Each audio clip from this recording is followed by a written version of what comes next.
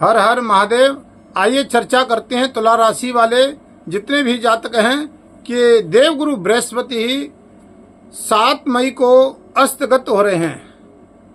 तो ये हमारे अष्टम भाव में आ रहे हैं देवगुरु बृहस्पति, और हमारी राशि पे क्या क्या प्रभाव पड़ेगा। अब देखिए, देवगुरु बृहस्पति का आना अष्टम भाव में, ऐसा दावा भी था कि हमारे दुख और विपत्ति और सारे कष्टों का निवारण होने वाला है, सारी विपत्तियों का साम्राज्य समाप्त होने वाला है। तो क्या हमें ये लाभ मिलेगा? क्या ये देवगुरु बृहस्पति अस्तगत होने से हमें ये लाभ दे पाएंगे? तो आइए हम विशेष इस पर चर्चा करते हैं।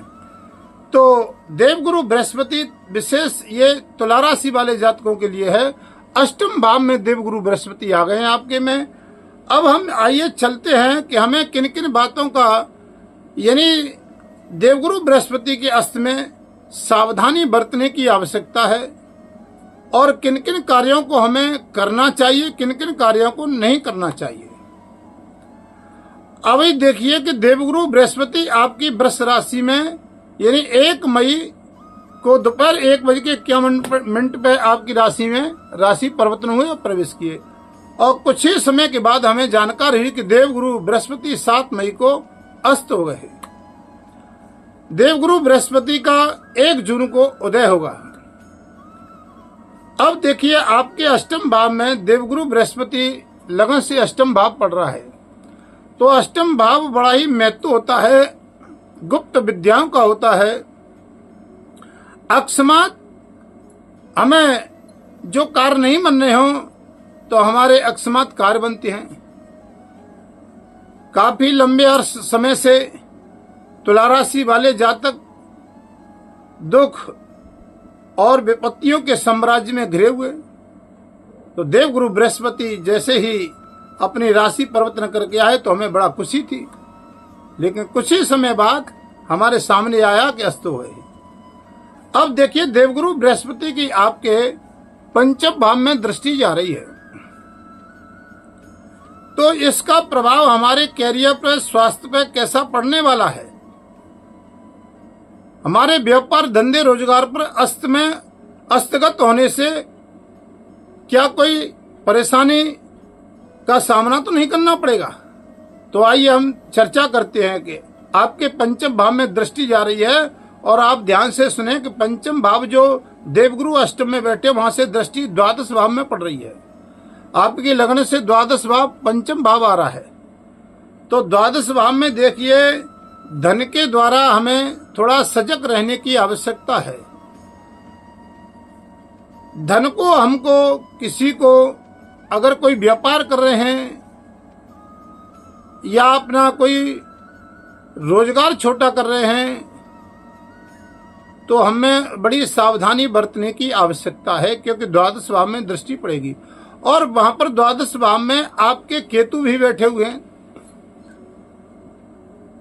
तो जितने भी ये तुला राशि वाले जातक हैं वो इस बात का ध्यान रखें कि आपके अष्टम भाव से देवगुरु बृहस्पति पंचम भाव में दृष्टि डाल रहे हैं, जहां वह भाव स्थान है द्वादश भाव।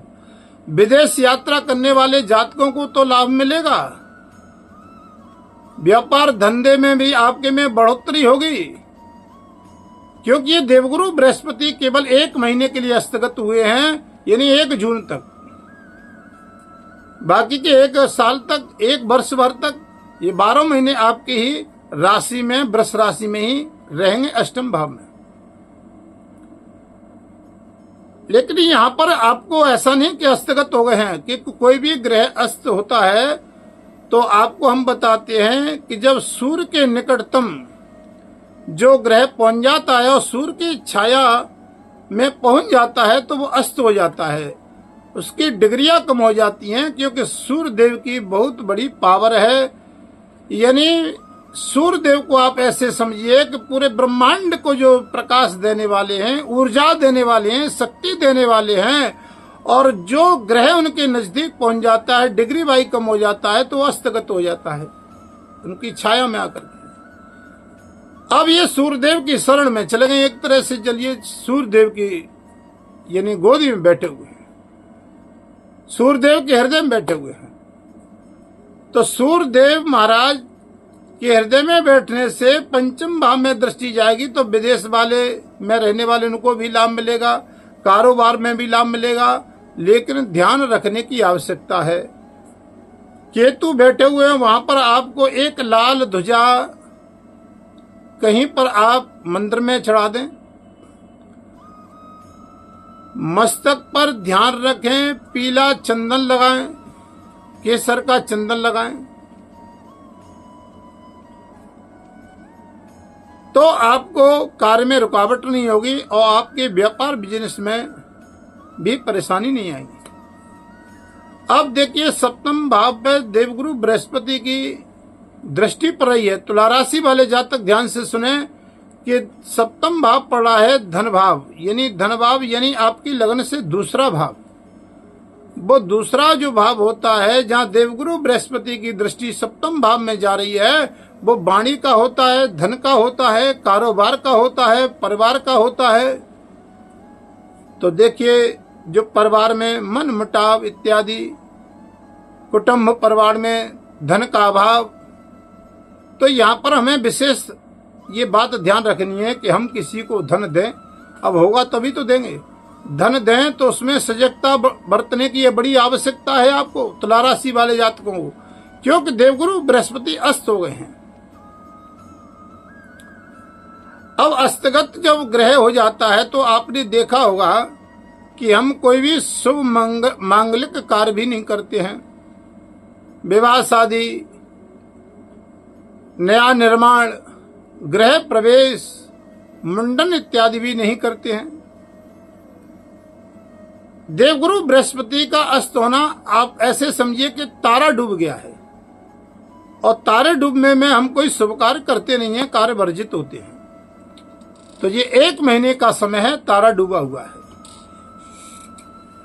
अब आप देखिए कि देवगुरु बृहस्पति की यहाँ आपके नवम स्थान पर दृष्टि पड़ेगी, तो यहाँ पर नवम भाव में दृष्टि पड़ेगी, तो ये माता का और सुख का स्थान है। यहाँ पर भी जो कैसे माता के स्वास्थ्य के प्रति और परिवार के प्रति आपको लाभ मिलेगा। आप देखिए, हमें वाहन मकान का सुख प्राप्त नहीं हो रहा, वो भी लाभ मिलेगा। ये 1 साल तक आपकी राशि में रहेंगे। हमें बस ये मांगलिक कार्य वर्जित होते हैं, अस्त में है, तो इनकी सावधानी हमें बरतनी होगी। मन में अशांति हो सकती है। अष्टम भाव में देवगुरु बृहस्पति ही आपको फल देंगे, अकस्मात फल देंगे। तंत्र मंत्र विद्याओं का यानी आपको ज्ञान भी अर्जित होगा और आपको लाभ भी देंगे, लेकिन 1 महीने तक सजग रहना होगा। कोई भी कार्य करने से पहले आप सावधानी बरतनी होगी। तो कुछ उपाय करें जिनसे हमें किसी भी प्रकार से हमारे कार्य में रुकावट न हो।